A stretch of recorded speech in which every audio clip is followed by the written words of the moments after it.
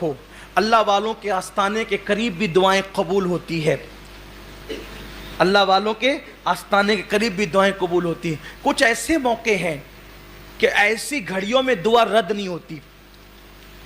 شب جمعہ میں دعا رد نہیں ہوتی، جمعہ کی شب میں دعا رد نہیں ہوتی، جمعہ کے دن بھی دعا رد نہیں ہوتی۔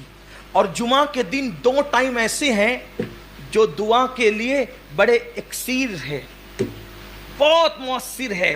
2 ٹائم، ایک وہ جب امام خطبہ دینے کے لیے منبر پہ جا رہا ہوتا ہے، اس وقت دعا فوراً قبول ہوتی ہے، اور دوسرا جو جمعہ کی آخری گھڑی آتی ہے، جمعہ کی جو لاسٹ گھڑی آتی ہے، اختتامی گھڑی، یعنی غروب آفتاب کے وقت، مغرب سے کچھ پہلے غروب آفتاب کے وقت، وہ دعا کے لیے بہت مؤثر وقت ہے، بہت قبول ہوتی ہے دعا۔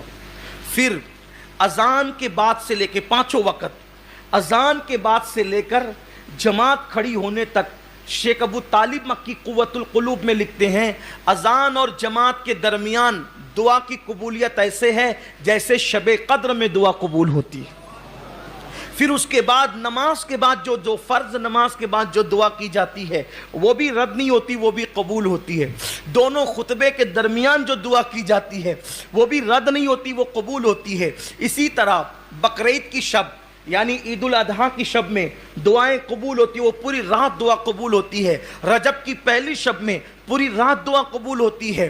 شب عید الفطر میں پوری رات دعا قبول ہوتی ہے۔ شب قدر میں جو 27ویں شب عام طور پہ ہوتی ہے پوری رات دعا قبول ہوتی ہے۔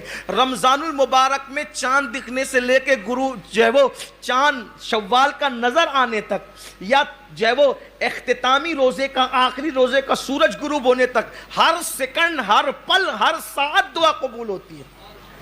وہاں اس پورے مہینے میں کبھی دعا رد نہیں ہوتی۔ پورا مہینہ گویا کہ سیزن ہے مانگنے کا، کتنا مانگنا ہے مانگو، مانگتے مانگتے تھکو گے، دیتے دیتے کبھی نہیں تھکتا۔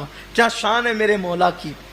تو شب عید الفطر، رمضان شریف کا پورا مہینہ، پھر اسی طرح سے شب برات، پھر اسی طرح سے جب کسی کا انتقال ہو، جب کسی کی روح نکلتی ہو تو وہاں بھی رحمت کے فرشتے ہوتے ہیں، تو وہاں زبان سے کوئی ایسا کلمہ مت نکالو، اس لیے کہ وہاں جو بھی باتیں ہوتی ہیں فرشتے اس پہ آمین کہتے ہیں۔